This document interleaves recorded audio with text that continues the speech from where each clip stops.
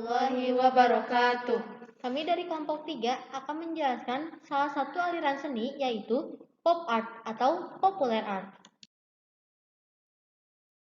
Anggota kelompok kami, saya sendiri Mufidah Syakira Salsabila. Saya Lasri Leonita dan saya Sinta Puspitasari. Di sini kami akan membahas pengertian, latar belakang, sejarah, tokoh seniman, dan contoh lukisan seni pop art. Pengertian pop art.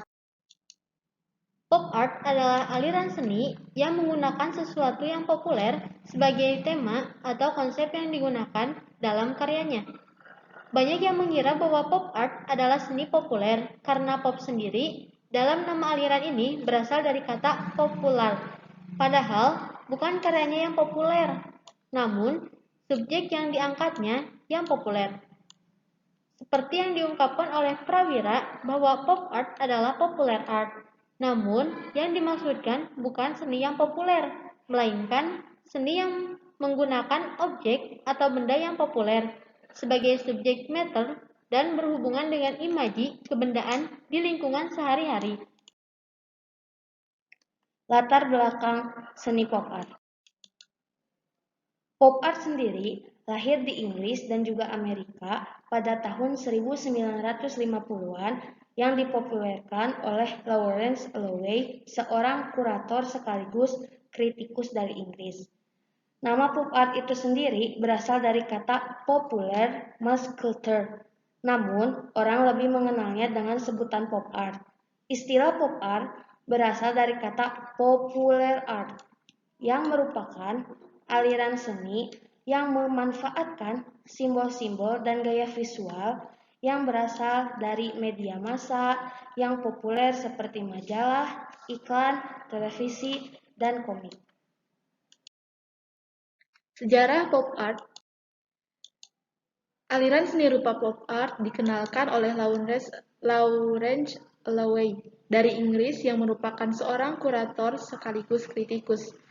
Dilansir buku Pop Art 1996 karya Jamie, sejarah pop art bermula dari Britania Raya, bahwa pop art merupakan perlawanan dari seni-seni yang sudah mapan dan ada sebelumnya, yang ketika itu pusatnya ada di Britania Raya, Inggris, dan Amerika Serikat pada tahun 1950-an.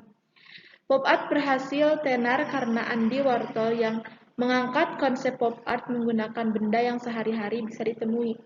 Sehingga pop art mudah dilakukan oleh siapapun karena menggunakan objek yang populer yang mudah ditemui sehari-hari. Seni pop art mewakili upaya untuk kembali ke bentuk seni yang lebih objektif.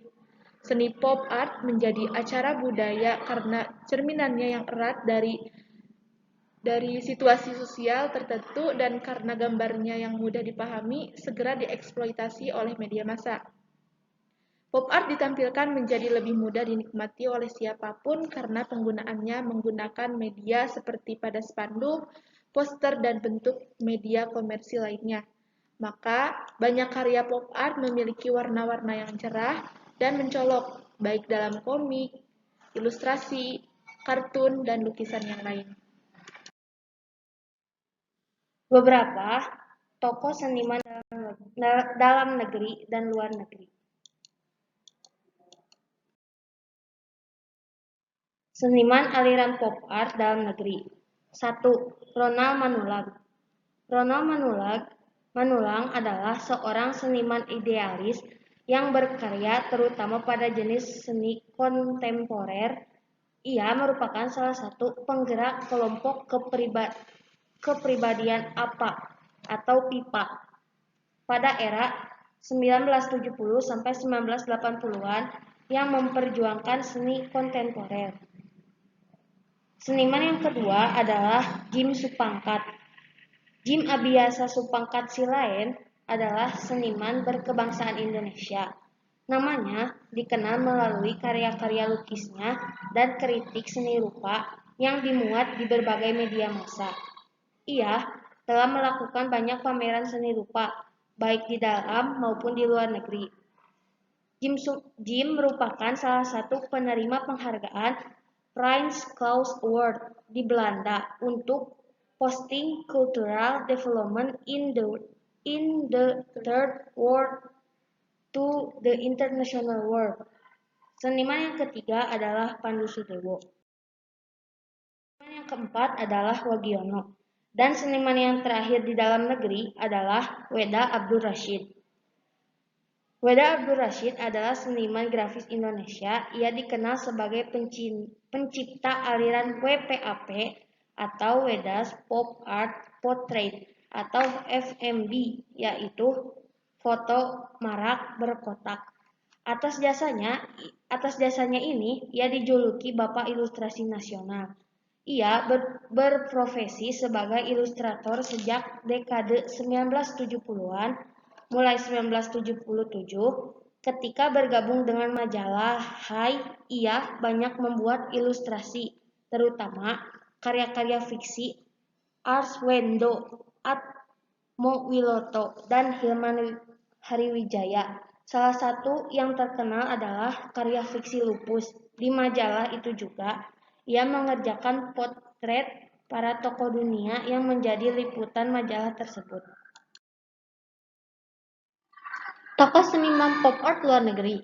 Yang pertama ada Roy Lichtenstein. Setelah Perang Dunia Kedua, Roy Lichtenstein kembali ke Ohio di tahun 1946 untuk menyelesaikan kuliah jurusan Fine Arts. Di akhir 1940-an, Lichtenstein membuka galerinya dalam skala nasional di Amerika Serikat. Ia hampir selalu menggunakan gaya panel komik vintage pada karya seninya. Yang kedua ada Andy Warhol. Setelah lulus kuliah jurusan Fine Arts di tahun 1949, Andy Warhol tinggal di New York untuk mengejar karir sebagai seniman komersil. Akhir 1950-an, ia mulai fokus pada seni lukis hingga 1961, di mana ia memulai debutnya sebagai seniman pop art. Satu karyanya yang paling mendunia adalah Kaleng Soup Campbell's, yang mana membawanya naik daun di Amerika Serikat. Yang ketiga ada Robert Indiana.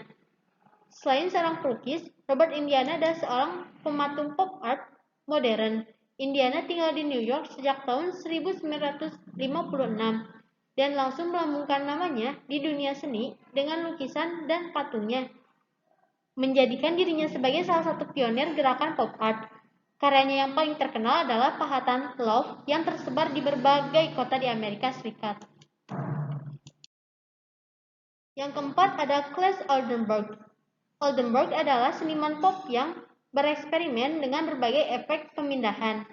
Objeknya terkatung-katung antara kenyataan patung dan lukisan. Objek-objek yang disusunnya terdiri dari berbagai benda-benda seperti hamburger raksasa hingga model mesin cuci dan alat pengocok telur. Yang kelima ada James Rosenquist. James Rosenquist terkenal dengan lukisan kolase yang kolosal dengan fragmen gambar yang disandingkan satu sama lain secara misterius. Gambar yang dikolase sebagian besar diambil dari ikan dan media massa. Dalam kanvas yang besar, digambar produk konsumen, persenjataan, dan selebriti yang tampak tidak terikat ini sebetulnya menyiratkan permasalahan sosial, politik, hingga budaya senimannya sendiri. Selama 6 dekade, Rosenquist terus menciptakan lukisan-lukisan provokatif yang ukuran kanvasnya terhitung sangat besar. Relevansi karyanya bergantung pada keterlibatan dia dan halayak masyarakat dalam isu ekonomi, politik, lingkungan, dan ilmiah saat itu.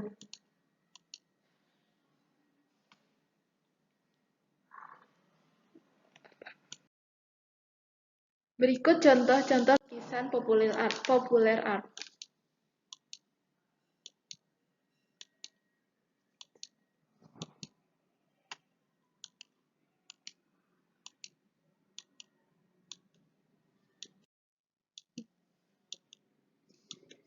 Nah, dari kita mempelajari melukis, manfaat melukis juga dapat dirasakan oleh orang yang mengalami penyakit ingatan seperti Alzheimer. Melukis mampu membantu dalam meningkatkan kemampuan mengingat atau memanggil kembali ingatan. Dengan melukis, penderita Alzheimer dilatih untuk meningkatkan ketajaman dalam berimajinasi dan berpikir. Sekian dari kelompok kami. Wassalamualaikum warahmatullahi wabarakatuh.